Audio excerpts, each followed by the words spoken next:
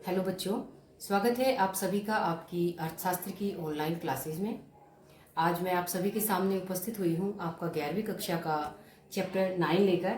Chapter 9 की हमारी ये वीडियो भी 9वीं ही है और इस वीडियो के अंदर हम अपने इस चैप्टर को समाप्त कर देंगे। चैप्टर का नाम था हमारा केंद्रीय प्रवृत्ति के माप, जिसके अंतर्गत हमने समानांतर माध्य को विभिन्न श्रेणियों में विभिन्न तरीकों से निकालना सीखा। आज अपनी इस वीडियो में हम पढ़ेंगे कि जो समानांतर माध्य हमने पढ़ा है अब तक, उसकी क्या क्या गुण और विशेषताएं होती हैं। तो इसके का सबसे पहला गुण और सबसे पहली विशेषता क्या है कि जब समानांतर माध्य के अंदर हम किसी मूल्य को जोड़ते हैं, घटाते हैं, गुणा करते हैं या भाग करते हैं, तो उसका उसके माध्य के ऊपर क्या फर्क पड़ता है, क्या असर पड़ता है। तो चलिए इसको देखते हैं। सबसे पहले मैंने यहाँ पर उदाहरण दिया है कि ये जैसे हमारे पास मदे हैं, अगर मैं इन सभी मदों के अंदर 2 जोड़ दूं तो इसके माध्य के ऊपर उसका क्या फर्क पड़ेगा। अगर सभी मदों में से 2 माइनस कर दूं तो उसका क्या असर पड़ेगा, गुणा करने से क्या असर पड़ेगा और भाग करने से क्या असर पड़ेगा। तो चलिए देखते हैं। देखने के बाद ही हम अपने परिणाम को देखेंगे। ये मदें हैं हमारी, सभी मदों के अंदर मैं 2 जोड़ देती हूँ, x जमा 2, तो ये हमारी 12 हो जाएगी, ये 22 हो जाएगी, ये 32, 42 और ये 52। इस तरह से हमारी हो जाएंगी। फिर हम इसका सिग्मा एक्स निकालेंगे, यानी कि इन सब का क्या करेंगे हम टोटल। पहले इसका टोटल कर लेते हैं। इसका टोटल हमारा आएगा 150, 150। अब हम इसका माध्य निकालें। 150 को मध्य कितनी है हमारी 5।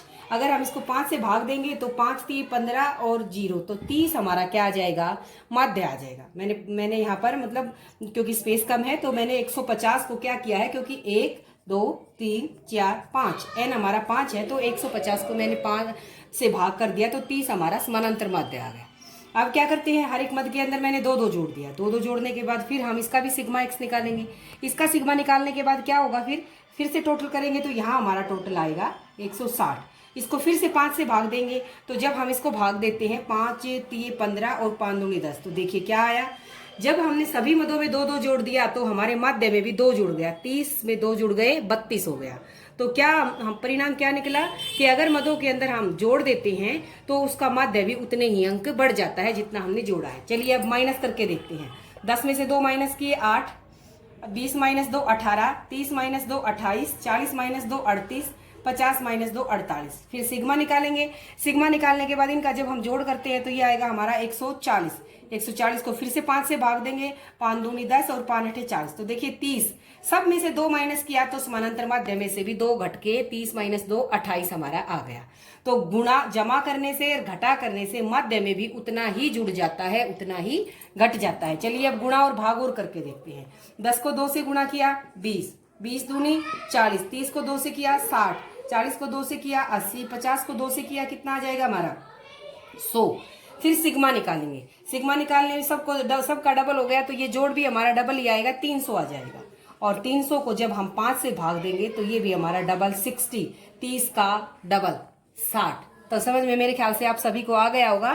ठीक ऐसे ही अगर हम भाग देते हैं, 10 को हमने 2 से भाग दिया 5 और ये 2 से भाग दिया 10, यहाँ 15 आ जाएगा, यहाँ 20 और यहाँ 25। और जब इसका सिग्मा निकालेंगे तो ये भी हमारा पूरा आधा आएगा 75, और 75 को जब 5 से भाग देंगे तो वो भी हमारा आधा आएगा 15, 30 का आधा 15।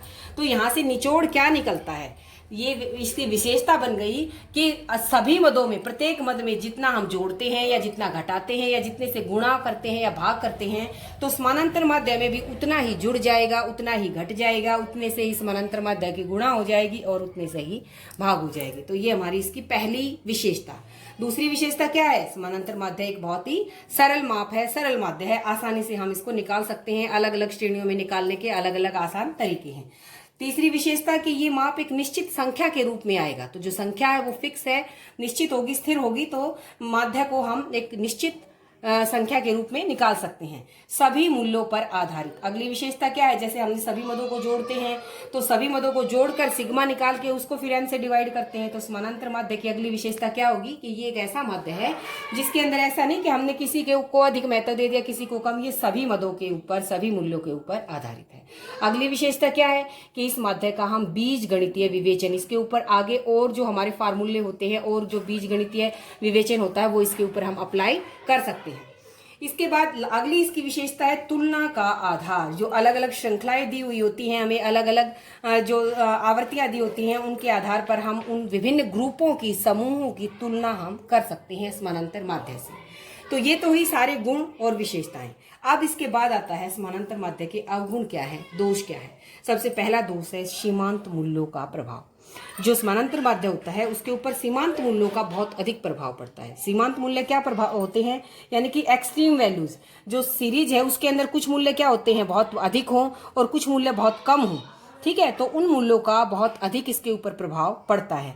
जो अगर एक मूल्य श्रृंखला के अंदर 5 मूल्य है, एक बहुत ही छोटा है या एक बहुत ही बड़ा है, तो वो हमारे समानांतर माध्य को बहुत अधिक प्रभावित करता है, इफेक्ट करता है।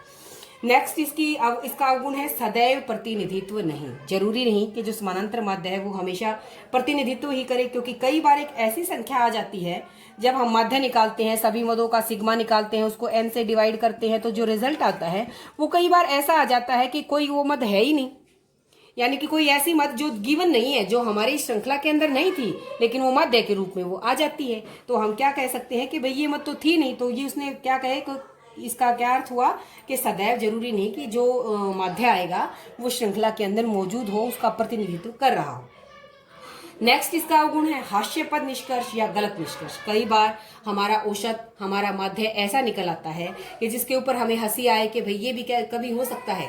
जैसे इसका मैं उदाहरण दूं कि भाई मान लिया हम 2 सेक्शनों की बात करें, एक सेक्शन में 50 बच्चे हैं, एक सेक्शन में 51 बच्चे हैं, इनका माध्य ही निकालना पड़ जाए हमें। 50 जमा 51 को 2 से भाग करेंगे, 2 से भाग करेंगे तो 101 को हमने 2 से भाग किया तो कितना आ गया हमारा आ गया 50.5। लेकिन क्या 50.5 स्टूडेंट होते हैं?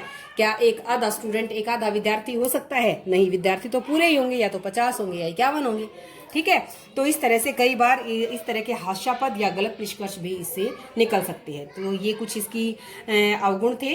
सबसे महत्वपूर्ण अवगुण यही है कि इसके ऊपर सीमांत मूल्य जो होते हैं, जो एक्सट्रीम वैल्यूज जो होती है, सबसे बड़ी या सबसे छोटी, तो उनका बहुत अधिक प्रभाव इसके ऊपर पड़ता है। तो आज हमने अपने इस चैप्टर को कंप्लीट कर लिया है। जो हमारी नेक्स्ट वीडियो होगी, उस नेक्स्ट वीडियो से हम अपने नेक्स्ट चैप्टर को स्टार्ट करेंगे, चैप्टर 10, जो कि हमारा जो स्थिति संबंधी माप है। ये हमारे केंद्रीय प्रवृत्ति के माप थे।